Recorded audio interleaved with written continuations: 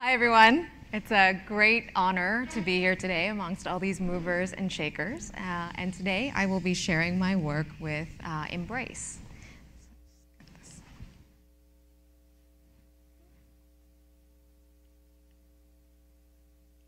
There we go.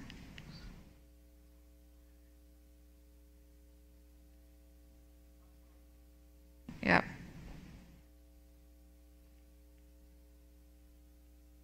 Okay.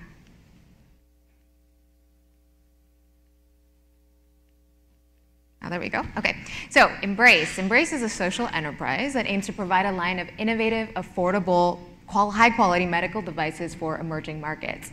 Our mission is to give every child an equal chance for a healthy life through a low-cost infant warmer that we've developed. And our long-term vision is to empower the disadvantaged to improve their lives through disruptive technologies. So beyond this first product, we hope to come up with a line of innovative, affordable healthcare technologies for these communities that we're serving.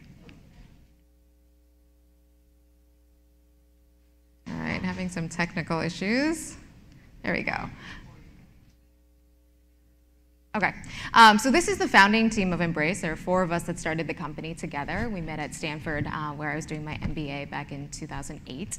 A little bit of background on myself. Before starting Embrace, I did management consulting for a few years and then worked on HIV/AIDS nonprofits, first in China and later with the Clinton Foundation in Tanzania. And through that collective set of experiences, what I saw were many children who lost their parents, many people who lost their lives because they couldn't access the right medications. And the most frustrating part of it was these are medications that exist, and these people were dying of preventable causes. So it became a passion of mine at that time to try to bridge this disparity in healthcare between developed and developing countries, and Embrace is a platform for me to do this. Embrace came out of a class I took at Stanford called Design for Extreme Affordability. It's half MBAs, half engineers, and you come together to develop affordable technologies for people living on less than $1 a day. So the challenge posed to my team at that time was build a baby incubator that costs less than 1% of the cost of a traditional incubator, which is $20,000 in the US. So the first thing we did was research. Background of the problem: about 20 million premature and low birth weight babies are born every year around the world. 4 million babies die within the first 28 days of their lives. That's 450 babies every hour. And one of the biggest problems these babies face is simply staying warm because they're so tiny they don't have enough body fat to regulate their own temperature. And as a result of that, many either die or they grow up with severe long-term health problems. Traditional incubators are the most common solution to this problem, but not only are they expensive, they require a constant supply of electricity, they're difficult to operate, so you're not going to find them in rural areas where many of these babies are dying. And as a result, you see many unsafe, ineffective solutions, from parents tying hot water bottles around their babies' bodies to holding them over hot coals to light bulbs. That's actually the most common solution I've seen in India, but in every clinic I've been to, you hear stories of light bulbs shattering over these babies because of problems with the circuits. So I'd like to show a short clip of a situation in an Indian government hospital just a couple months ago. Final goodbye to her son. Rukhsana Begum gave birth to Sirajuddin just 8 days ago, but his loss today will remain with her forever. We couldn't afford to take him anywhere else, but if we knew he was going to be treated like this, we would never have brought him here. Sirajuddin is among at least 41 children who've died at this hospital in Malda district. In wards like these, mothers are left to take care of their sick children on their own. Almost all of them tell us there aren't any doctors here. Some, like this woman, are too shocked to even take their dead babies back home. There's still no official explanation as to what's causing these deaths. But in wards like these, we see the inhuman conditions patients are treated in. 3 or 4 babies crammed together on a single bed. No doctors are treating patients, and families like these lying on the floor. This is what a typical day at this hospital looks like. This general ward can probably accommodate about 40 children at best, but as you can see, there are more than 200 children crammed into this tiny space. There's garbage strewn all over the place. The conditions here are extremely filthy, but people here say that despite these horrific hygienic conditions, they literally have no choice. That's because this state hospital services about hundreds of villages across this area. This isn't the first time infants have died here. Last year, 128 children died within a month from November to December. But despite those earlier deaths, this hospital hasn't upgraded its equipment. Nurses here tell us they got this machine just yesterday. Despite the alarm buzzing, they don't do anything. They just don't know how to use it. Why have there been so many When we confront the state health official who comes to the hospital a week after the first deaths, he shrugs away any responsibility. Hopefully the situation will improve, but Hopefully the situation will improve, but until and unless the peripheral unity is strengthened and the community is aware regarding repeated births, birth at low age, early marriage, these are all social problems. These are not under the control of the health department. Four babies have died. When we push him further, we're asked for filming permissions in the hospital. Your children are dying here. So who gave you the permission to have a hospital like this? But while the government continues to shirk its responsibility, more children are dying. And parents here fear that if things don't improve soon, their children may not make it. Prerna Suri, Al Jazeera, Malda district in West Bengal. Unfortunately, this is the situation we see in clinics and states all across India and many other parts of the world as well. So based on stories like this, what we realized was what was needed is not just a lower cost version of a traditional incubator. You needed something that could work without a constant supply of electricity, that was easy enough for a mother or midwife to use, that was portable, that was very easy to clean. And so what we came up with is the Embrace Infant Warmer, which looks like a little sleeping bag for the infant. Made out of entirely waterproof material, so you can clean it very easily between babies. But the core technology is this. So this is a pouch of what's called a phase change material. It's a wax-like substance that when melted maintains the exact same temperature, human body temperature, 98 degrees Fahrenheit, for 6 hours at a stretch, after which you can simply reheat it. And this is the most important part of keeping these babies alive and healthy, not just warmth, but that consistency of temperature. Once you heat it, and you can heat it in one of two ways. One is with boiling water. The second is with, for places with intermittent access to electricity. We have a small electric heater that only takes 30 minutes of power. And once heated, you just place it into this little pocket back here, and you put the baby inside. And it creates a warm microenvironment for these infants.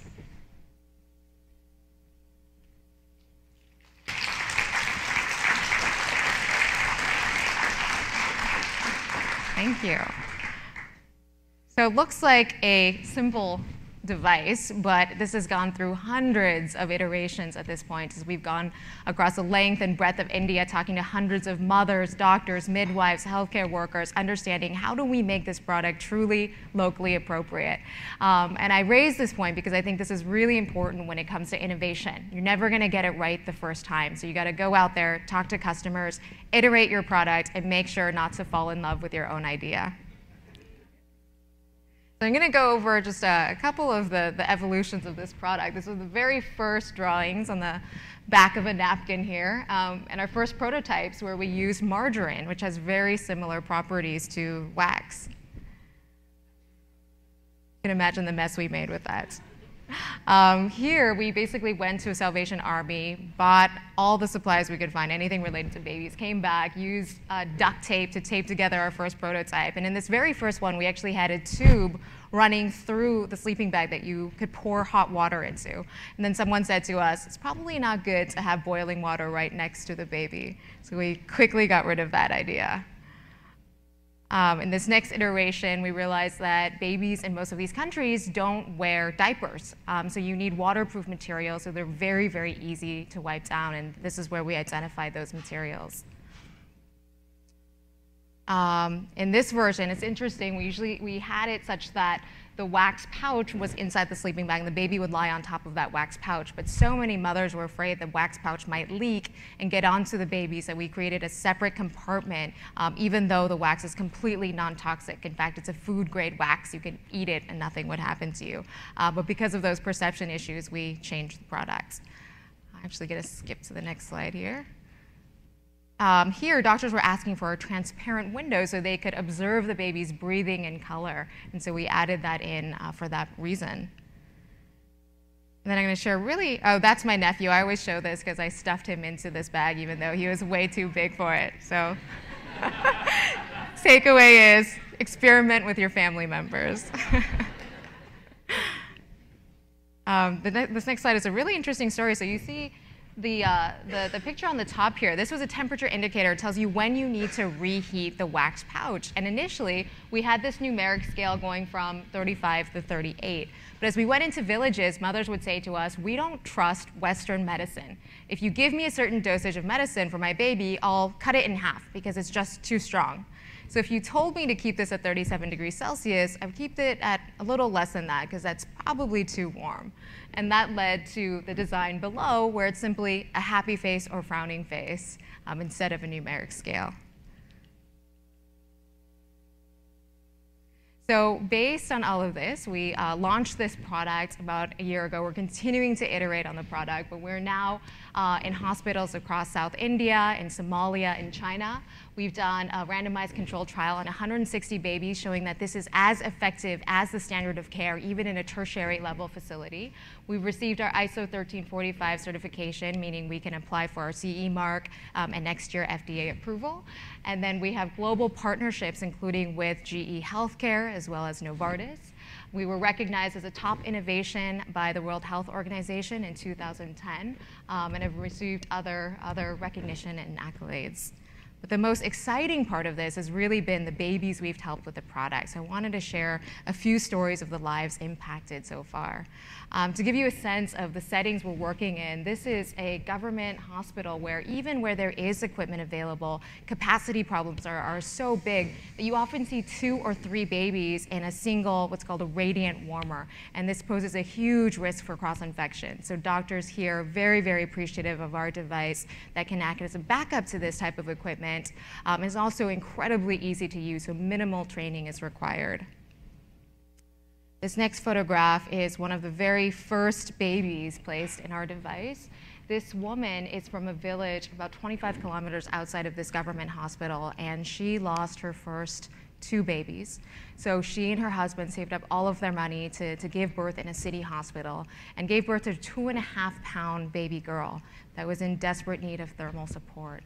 They kept the baby in our product for about 20 days' time, after which she started to gain weight, she was able to breastfeed, and she was sent home with her parents after that.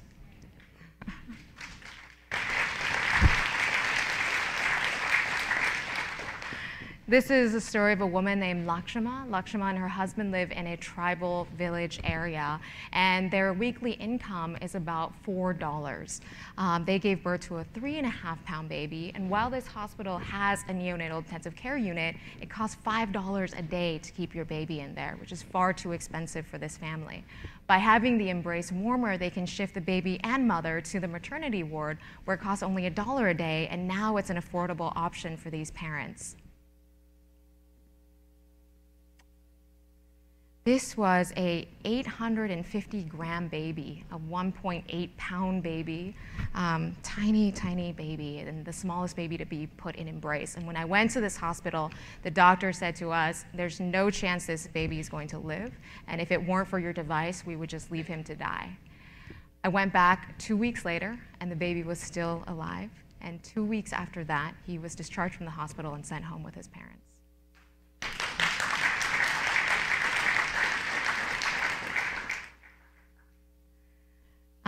Similarly, in this story, and unfortunately this is a story we hear all across India, this woman lost her first 2 babies who were born at home. And not only did she lose her babies, but she was blamed for the death of her children. She was labeled as worthless by her community. She then gave birth to a 3rd child who weighed only 2 pounds. And in this situation, it was wonderful because you could see this woman's confidence slowly coming back as the baby started to gain its health. And that's one of the wonderful things about this product. It's not just about saving babies, it's about empowering women to save their children and giving their confidence as a result of that. And the last story I'll share is a first-time mother, a 20-year-old named Shiva Madama, who gave birth to a 3.5-pound baby girl. This is the day she's leaving the hospital, and the baby's already been in the product for about a week's time. But what was great in this situation, we actually followed the family about a month afterwards.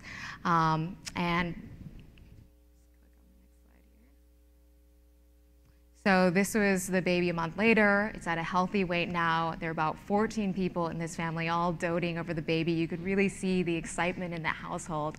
And they were planning for the naming ceremony. So in India, a naming ceremony happens at about 9 months. They were debating whether to name the baby Sunil after God or Surya after the sun. And yet, amidst all this excitement, it was also a stark reminder that in India, people don't name their babies until 9 months because it's so common that these children die before then. We're starting our work outside of India in Somalia. We have a small pilot project in Somalia, as well as in China. So these are the very first babies helped at Little Flower Orphanage in China. And our hope is to get this product out globally. So every day we get emails from people all around the world asking, when can we get this product? And I won't share all of these, but I'll read one story that's particularly touching. It's from Crystal in Uganda, who wrote to us, the majority of premature babies are never given a chance to make it out of the hospital. Because there are no incubators, the babies are left to die. They are put on a table or directly in the trash without the comforting touch of their mothers in those vital moments. This is why I'm interested in Embrace. Fueled by stories like this, it is our mission to get this product to every baby and every mother who needs it. We want to ensure that no baby dies from being cold and that every mother is empowered to save her child. And along the way, we hope to show that simple technologies like this can make tremendous social impact and that we, meaning all of us in this room, can change the landscape of healthcare for the most disadvantaged, one baby step at a time. I'd like to end by just showing a quick video of what doctors in the field are saying about Embrace.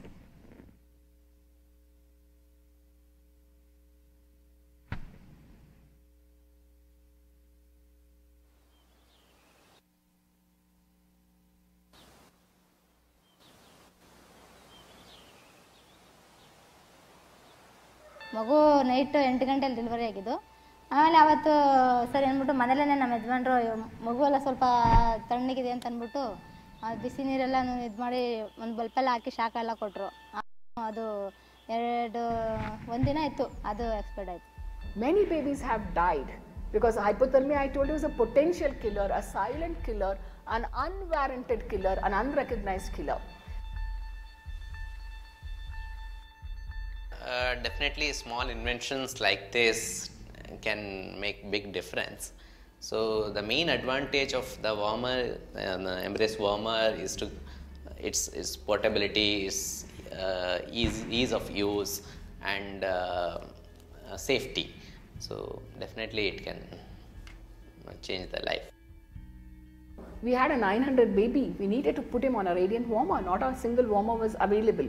Immediately we thought of Embrace and we put the baby inside that.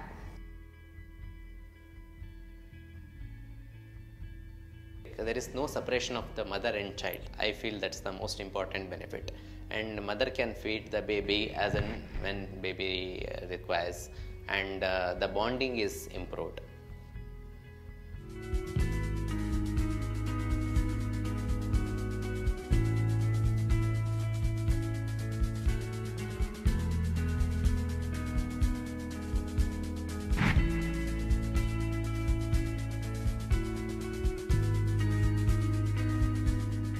Thank you.